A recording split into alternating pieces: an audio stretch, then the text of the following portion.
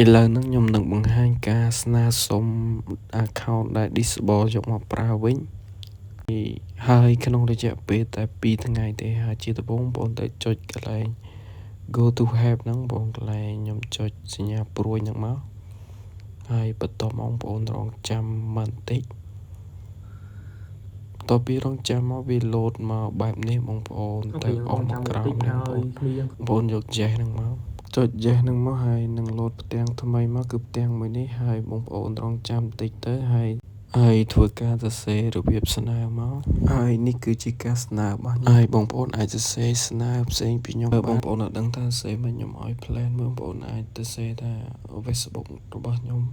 លក្ខណៈគ្រួសារផងជាលក្ខណៈគ្រួសារនឹងมันមានការខុសគោលការណ៍ក្រុមហ៊ុន Facebook ខ្ញុំប្រើលក្ខណៈធម្មតាអញ្ចឹងទៅហើយសូមឲ្យក្រុមហ៊ុនត្រួតពិនិត្យនិងបើកមកវិញហើយចុងបញ្ចប់យើង thank you ក្រុមហ៊ុនទៅបានណាបងប្អូន